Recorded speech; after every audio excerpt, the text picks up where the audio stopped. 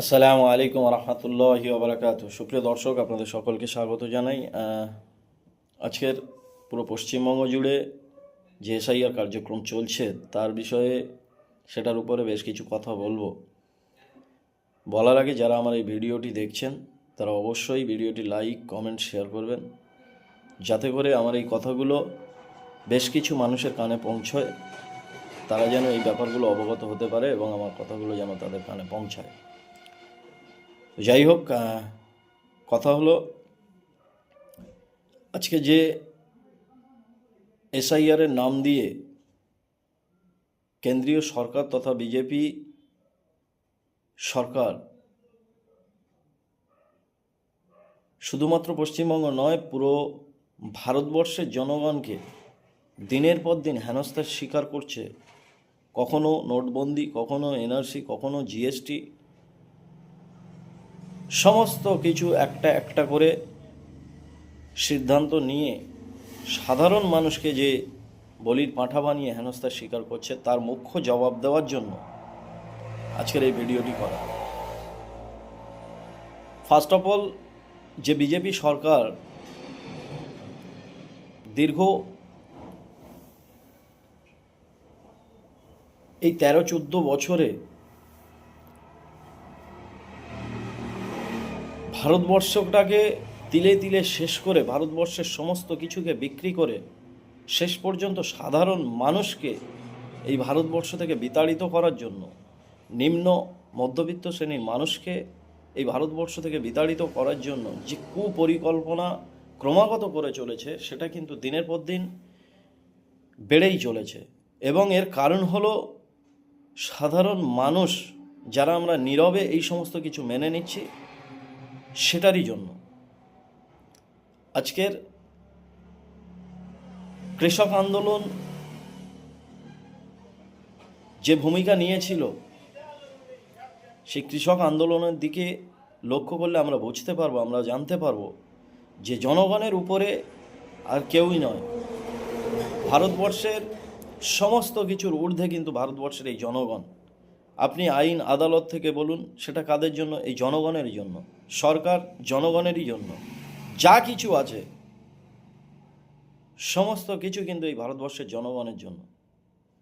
তাই ভারতবর্ষের জনগণকে যেখানে হেনস্থা করতে ছাড়েনি দিনের পর দিন, তারা নীরবে এইগুলো আমরা মেনে নিচ্ছি বলেই তাদের এই কার্যক্রম দিনের পর দিন বেড়েই চলেছে। আমি আমার তরফ থেকে একটা বার্তা দিতে চাই যে যে যাই দল করুন না কেন, যে যাই রাজনৈতিক দল করুন না কেন, সেটা নিজের অস্তিত্ব বাঁচানোর পরেই করুন, সেটা সময় বুঝে করুন। এই মুহূর্তে দল, মত, ধর্ম, বর্ণ নির্বিশেষে সমস্ত কিছুই না দেখে সকলে একটা মঞ্চে দাঁড়িয়ে একটাই আওয়াজে সেই কৃষক আন্দোলনের মতো আন্দোলন শুরু করুন। কেন আগামী দিন এই যে এসআইআর, এই এসআইআর থেকে, এসআইআর শব্দের অর্থ হলো স্পেশাল ইন্টেনসিভ রিভিশন। একজন নির্বাচন আধিকারিকের ভারতীয় সংবিধানের কোথাও বলা নেই যে সে কারোর নাগরিকত্ব যাচাই করতে পারে।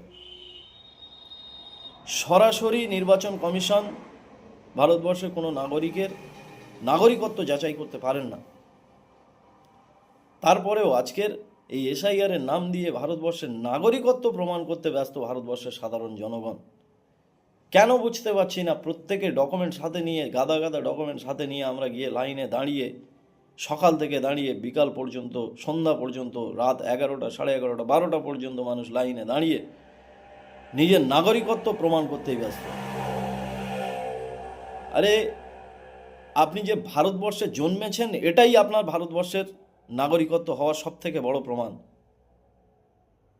হ্যাঁ, আপনি কোনো কারণবশত তার কোনো ডকুমেন্টস তৈরি করতে পারেননি, আপনার গার্জিয়ান কোনো ডকুমেন্টস তৈরি করতে পারেননি, হয়তো বার্থ সার্টিফিকেট তৈরি করতে পারেননি। বার্থ সার্টিফিকেট এটা রিসেন্ট কিছু বিষয়। বেশ কিছুদিন আগে পর্যন্ত এই বার্থ সার্টিফিকেটের কোনো গুরুত্ব ছিল না, বার্থ সার্টিফিকেট হতোও না। এবং যারা আমরা নিম্ন মধ্যবিত্ত শ্রেণীর মানুষ যারা আছেন, তারা হয়তো কোনো কারণবশত তাদের বার্থ সার্টিফিকেট বা কোনো ডকুমেন্টস ঠিকঠাক রেডি করতে পারেননি, এমনি সাধারণ সমাজে যেটা হয়েই থাকে। তো আজকের দিনে তাদের এই নাগরিকত্ব প্রমাণ করতে গিয়ে যে হেনস্থার শিকার হতে হচ্ছে সেটা অকল্পনীয়, সেটা অত্যন্ত বেদনাদায়ক।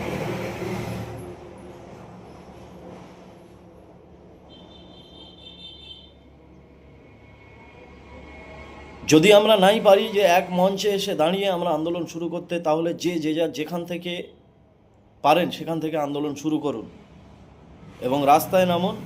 এই জনগণের ঊর্ধ্বে কিন্তু সরকার নয়, এই জনগণের ঊর্ধ্বে কিন্তু কোনো বিচার ব্যবস্থা নয়, এই জনগণের ঊর্ধ্বে কিন্তু কেউ নয়। আর যদি আপনি না এর প্রতিবাদে রাস্তায় নামতে পারেন, তাহলে আপনি নিজেই মনে করে নেবেন যে আপনি ভারতের নাগরিক নয়।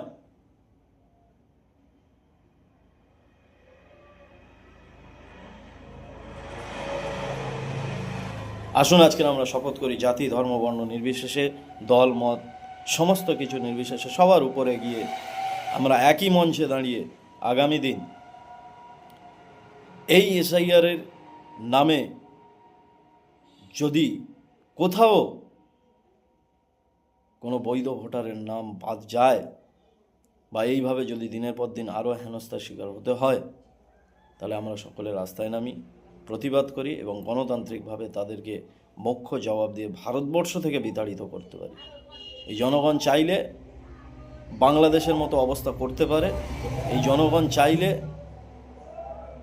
শ্রীলঙ্কার মতো অবস্থা করতে পারে, এই জনগণ চাইলেই পাকিস্তানের মতো অবস্থা করতে পারে।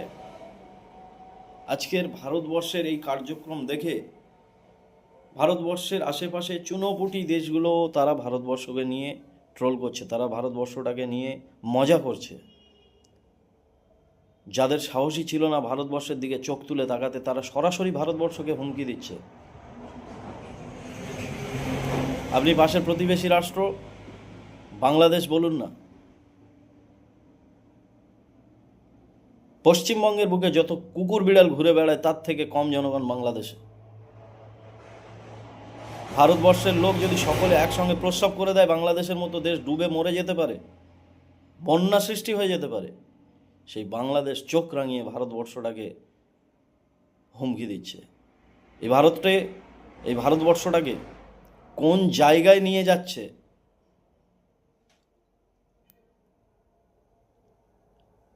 আজকে নেতাজি সুভাষচন্দ্র বসুর পরিবারকেও নোটিশ করা হচ্ছে তাদের নাগরিকত্ব যাচাই করতে। তারা যে ভারতীয় নাগরিক সেটার প্রমাণ দিতে হবে তাদেরকে।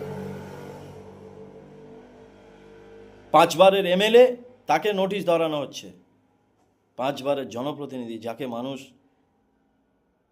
25 বছর যাবৎ ভোট দিয়ে জিতিয়ে তাকে জনপ্রতিনিধি বানাচ্ছে, তাকেই নোটিশ ধরাচ্ছে যে সে ভারতীয় নাগরিক কিনা তার প্রমাণ করতে হবে। এবং আপনারা লক্ষ্য করে দেখবেন, এই যে নোটিশ, হিয়ারিংয়ের যে নোটিশ, লজিক্যাল ডিসক্রিপেন্সির নামে যে নোটিশ মানুষকে ধরানো হচ্ছে, তার অধিকাংশ নোটিশে বলা হচ্ছে যে আপনি যে নাম দিয়ে লিঙ্কেজ করিয়েছেন, যার নামে লিঙ্কেজ করিয়েছেন, ইতিপূর্বে আরও 6 জন মানুষ তার নাম দিয়ে লিঙ্কেজ করিয়েছে, কিন্তু 6 জন মানুষটাকে সেটা কাউকে বলছে না। বা আপনার পিতার সঙ্গে আপনার বয়সের পার্থক্য 50 বছর,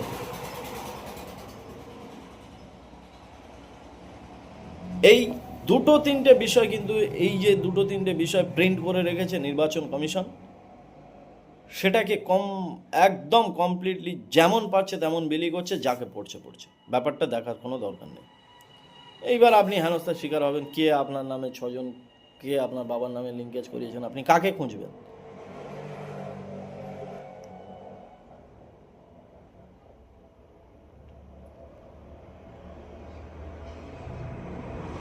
এই সমস্ত কিছু বরদাস্ত না করে আমরা মুখ্য জবাব দিতে সকলে একই সুরে, একই আওয়াজে, একই সঙ্গীতে মেতে উঠি। প্রতিবাদের আওয়াজ সকলের মুখে মুখে হোক, প্রতিবাদের ধরন গণতান্ত্রিকভাবে হোক। ধন্যবাদ।